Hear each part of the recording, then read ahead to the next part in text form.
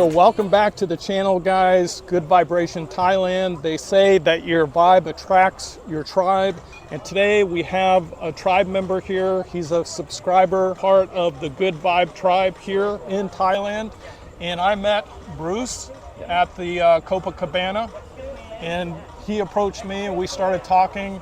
And turns out he's a great guy. And so I wanted to interview you and talk a little bit about why you chose to live here in Thailand.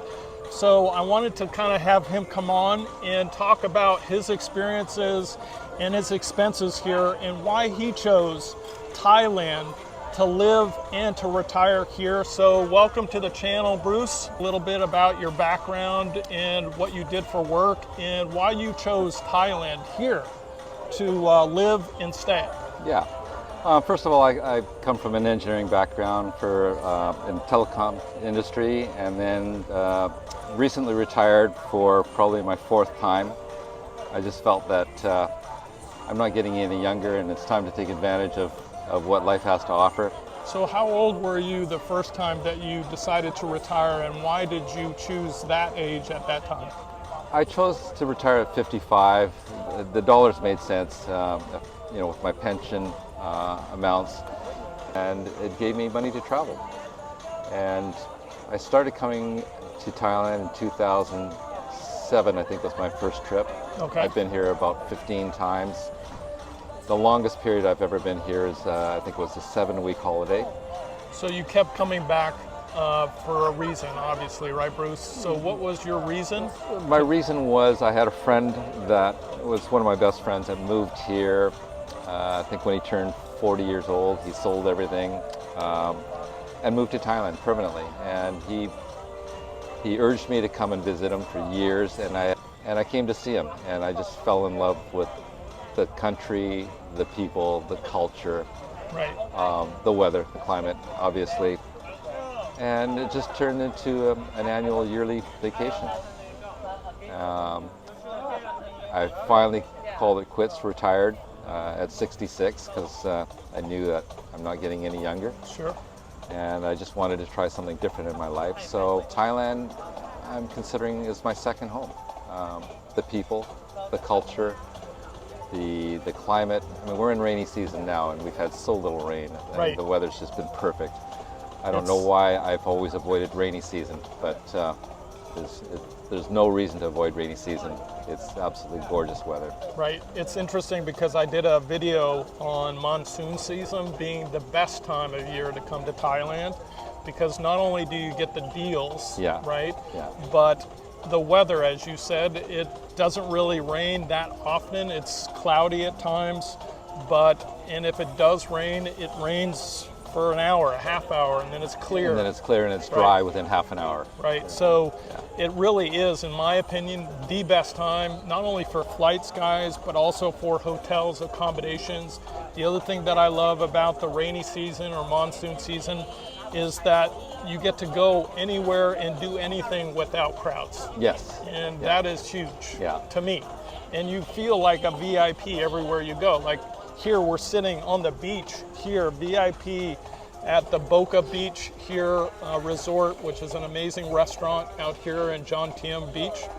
And it's just fantastic. There's a good vibe here. It's paradise. Right, it's crazy. So let's talk about, what are your expenses? What do you spend on a monthly? If we can break it down for our viewers, like your rent, your insurance, your food, your transportation, everything in a nutshell for a total dollars on what you can expect here in Thailand on a month-to-month basis. Initially, I came here with a budget. I can afford a lot more, but I wanted to set a realistic budget for living, not holiday mode, for actually living in another country. Right. Yeah. So one thing about coming here in the rainy season was, you said, expenses are cheaper. Right. The one major factor was staying at the condo I'm staying in, which is the same building you're in. Absolutely 5-star accommodations. And I'm guessing because I signed a lease in the low season, I probably got it for close to half of what it would have been if I came in the high season to sign a lease. So one of the things, and we're going to stop here for a second, but talk about how you found the Copacabana through my YouTube channel, and it was because of me, and how great I am, and just really talk me up because I need the fucking views. That's going to be on the reel, guys. Yeah, That's going to be behind the scenes. So it's funny, when I was sitting back in Canada, I was watching a lot of videos, a lot of YouTubers on Thailand, and I've been traveling in Thailand. I've been traveling around Phuket, Koh Samui, Chiang Mai, different areas, Bangkok. I knew I wanted to stay close to a beach. I've always lived by the ocean my whole life, and I can't imagine not. I wanted to stay close to Bangkok for flights in case I wanted to travel to Vietnam, Cambodia, Philippines, wherever I wanted to go on a spur of the moment. It's 90 minutes away back to Bangkok. So it's kind of like a nice little hub. It right? is. It's like a airport hub where you can hop in and go to Southeast Asia, go all around here. And flights are inexpensive. Right. And I haven't done it. I've kind of settled in here. I feel no desire to go anywhere else right now. I'm really enjoying it. But accommodations, right now I've signed a 9-month lease for 17,000 baht a month at the Copacabana condo. You can get a lot cheaper, but the facilities, the location are paramount. Right. You couldn't find a better location, better amenities. It's just an incredible place, and it's my home now. And food budget, I'm trying to eat a lot of local Thai food. So my typical lunch is down at a little street food market, and my lunch is 50 baht a day. Wow. So do you eat once or twice a day? Or? I eat generally twice a day, and I might have a snack somewhere. So your total daily budget is around what? I can spend anywhere from, I would say, 200 baht a day for food. I think my coffee bills or my smoothie bills are probably more than my meals. Oh my gosh. So you're spending no more than $6 to $8 a day. Yeah, and you know, I do sometimes I splurge. I'll go to more of a Western restaurant. Like today I went to a Japanese ramen restaurant. So you splurged. my splurging was like 150 baht for ramen and gyoza. Right. Which back home would be like $25. So it's like $8 here. So you're living up. Yeah. You're living it up. So what other expenses like transportation? How do you get around? Transportation is, I use an app called Bolt if I want to go anywhere that's off the beaten track. It's extremely inexpensive. I think I've never spent more than $5 Canadian for a ride, and that's, you know, half an hour destination. The thing that's really nice about the Copacabana is it's on the beach, and there's a bot bus, and the bot bus is 10 baht, and it takes you right into Pattaya. So 10 baht is what, 33 cents, something like that? Roughly, yeah. Right. Yeah. So you can go anywhere on this bot bus. the bot bus runs all the way. You just jump on and you ring a bell and jump off, and when you jump off, you just hand the driver 10 baht, and you're done. So one of the main reasons why you chose the Copacabana is because of its location, because it's central hub, and there's a main beach road that can pretty much take you anywhere south and north, and anywhere you want to go for 10 for baht. 10 baht. 10 baht. Right? And also the Copacabana has a shuttle bus that'll take you to Central Mall, which is the major mall in Pattaya. So it runs, I think, 3 times a day, and it's an air-conditioned bus. It'll take you right from the condo right to the big mall, and can bring you back at certain times as well. So I take advantage of both. Very cool. Hold on one second. Today's featured sponsor presents a line of clothing and accessories that go beyond fashion. It's more of a proclamation to the world that you've chosen to be a part of a movement that embraces positivity over negativity. Click on the link in the show notes below to discover apparel to coffee mugs that make a statement and serve as a daily reminder to prioritize positive thinking on your journey of living a life filled with inner peace, joy, and abundance. Now back to today's episode.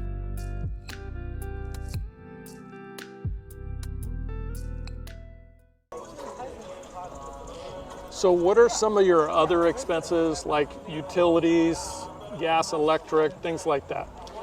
What I've done with my rental situation was they'd asked for a 2-month deposit, so I paid them the 2-month deposit. So how much was the 2 months? It Was that like a security deposit? security deposit. Okay. So it was 34,000 baht was my security deposit, and with that, my lease agreement, they've given me internet, and my electric bill and my water bill is government rate. Everything's government rate, so there's no inflated rate on that. And in the end of my lease period, my landlord is going to take it out of my damage deposit, my security Interesting. deposit. So what are you spending monthly for electric and water? I did check the first month, and I'm running my air conditioning quite a bit. It ran slightly over 1,000 baht, and So that's all in for air conditioning almost 24/7. and daily laundry, because Oh. one thing here Is that this is- what you don't like about Thailand? this is the one thing that I'm having trouble getting used to, Oh but my gosh. I am adapting. This is a rich person's problem. Yes, Go ahead. first world problems. Yes. So I'm sorry about your problem. we're lucky that we have a washing machine in In our your units. units. Yeah, so that is one luxury that a lot of places don't have. But in Thailand, it's very rare to find a dryer. Like in North America, everybody's got a washer and dryer. So do you know why that is? Why It's there because isn't? of the climate here. I mean, people hang out their laundry and it's dry within a few So hours. do you if think in the it's sun. more convenient to lay it out on a line than it is to put it in a electric dryer? I don't find it more convenient. I find it kind of a hassle Right. because I have a very small balcony and limited drying capacity. So I'm doing laundry every morning so that I can have it done and out on my balcony to dry by the time I get home in the afternoon and can put everything away. I'm sorry for your hassle. So, as my daughter would say, first my world gosh. problems. I love it. So my expenses, my electric bill and my water bill are really reasonable. I'd say like less than 1,100 baht a month. So my security deposit will more than cover my internet, electric, and water bill. So, and I'll still probably get some security deposit back. So where else are you spending your money? So it sounds like you're really not spending a lot of money. I talked to my daughter who lives in Uganda, and I had a conversation. My budget's blown already. I've realized it's blown. And she asked why. And I said, because I find that I'm giving to a lot of people. I explained that there's a lady that sits outside her condo, and she had a broken leg and a little baby. And obviously she can't work, and she's got a child to support. So I started going to 7-Eleven, which is just a block away, and I'd buy milk for the baby, and I'd give her some money to Wow. buy food. And the feeling you get from helping somebody that actually really needs help is absolutely incredible. You can't replace that feeling. And I found that I do a lot of giving to people that are in need. And sometimes not even people that are in need. It's like, leaving a big tip at a restaurant. A big tip is nothing to us, but it's huge to them. Right. Because tips aren't expected. So if you leave a 100 baht tip on a meal that costs 200 baht, you're making somebody's day, because they might only make 350 baht a day Right. in wages, and they're working 12 to 16-hour days. Right, and that's $3, guys. Yeah. 100 baht, Yeah. roughly around $3.33. And like you, I also have that same vibe and energy of helping others, because there is such a need here in Thailand, because unfortunately there isn't housing aid, there isn't food stamps, There's no any social kind of, net. there's no safety net here. You get injured or something happens, you're on the hook here. And so there's a lot of desolation and disabilities here, and it really helps significantly, not only them, but it helps us helping them. It's just a crazy feeling. So yes, I get what you're saying is, Yeah. and selfishly, I wasn't as generous back home. And here it's like I'm father giving. I mean, it's just I crazy. found back home, when you found people begging for money, they were begging for money because they just didn't want to work, or they're just wanting money for drugs. Good point. Here, there's a real need for it. And one thing, I'm not sure if I have my facts right, but I think I read recently that the unemployment rate for Thailand is just slightly over 1%. You find people working into their 80s and 90s, like people working on the farms. They're still working the farms, earning a living. People work horrendous hours here, 6-7 days a week. Construction workers get 1 day off a month. I've talked to construction workers. They'll come from the country and they'll live on a construction site. They'll camp out there, they'll live there, and go home for or have 1 day off. And they're working horrendous hours. Hours that, like people in North America and the Western world would never put up with. But it's a way of life here. And one thing that I've noticed is in talking to these people and interacting with these people that are working these long hours, they always have a smile. They're always welcoming, and that is something that's so incredible. They'll meet you with a bow, and it's just this feeling of, they're happy to engage. They're not asking for anything. They just are genuinely happy and hardworking people. So I'm going to call that a good vibe. Yeah. A very good vibe. And, Definitely. and they call this place the land of smiles, right? And we say that easily, but it's so true, guys, is that when you come here, you get a sense of charitability, you get a sense of helping other people. It's just insane, the amount of good vibe energy that's here in Thailand. And I think that's what attracts a lot of people. When they come, they use the word love. Yeah. Right? A lot of the time, I love it because of the vibe, and that's one of the reasons why I called my channel Good Vibration, because Thailand is a vibe, is a really good positive energy. Statistic that says that amongst third world countries, they're the happiest. Yeah.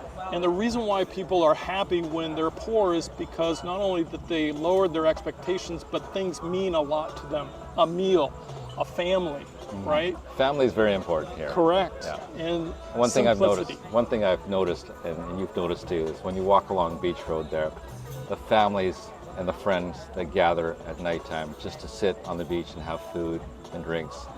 And I walk down the beach, and so many times I'm just invited to join total strangers, to sit down and join them. Because of that vibe, that energy, And that family, right? I can't speak Thai, or very little. So communication is a problem, but still it doesn't matter to them. They're just so welcoming. Right. Yeah, it's just something that I really appreciate the values here. And I try to equate it to, well, Thai living, their homes aren't big homes, and they probably don't have family or friends gathering at their homes like we do in North America. So climate here is perfect for gathering at the beach, all your friends, and playing music and eating food. I hear you 100%. So let's go ahead and summarize for the viewers what your total expenses are, added up. What would you say that they add up to? And we're talking your rent, your housing, your insurance, your transportation, your food, your giving, right? All of that, all in all, what's your budget, and are you sticking to that budget? I'm sticking to my basic budget. Like I said, when I told my daughter my budget's blown, she said, well, you just have to have two different budgets. One for your daily living or your monthly living expenses, and one for your giving. Living and giving, I love that. And so that's exactly what I've done. So my living expenses, I would say probably about 35,000 baht a month. And I bought a few shirts and things. I haven't gone through the clothes that I've brought with me, and I always bring too much.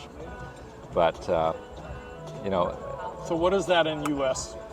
or Canadian? U.S. and Canadian. In dollars? Yep.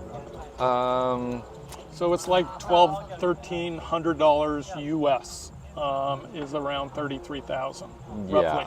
Yeah. So $1,400, guys. And Yeah, are I you, think I'm around $1,500, and that's what I budgeted. okay. So $1,500 a month. Are you kidding me? And what kind of lifestyle are you living? I'm living a perfect lifestyle. Like, I don't feel like I'm going without. I'm doing what I want to do. I love walking and exploring. You know, I probably walk 5 to 10K a day, and just enjoying the weather, eating whatever I want to eat. Like I said, probably my coffee and my smoothie budget outdoes my food budget, but keeping keeping fluids in you in this heat is pretty important. So I think I would call you a smoothie-aholic. Yeah, You definitely. are addicted to the Definitely, smoothies. yeah. That's fantastic. So again, thank you very much for your time coming on and talking a little bit about your experiences and your expenses here in Thailand. Guys, if you like this content, go ahead and like and subscribe to the channel for more good vibes here in Thailand. So thanks again, Bruce, for coming on and sharing with us and being a part of the Good Vibe Tribe here in Thailand. So thank you very much.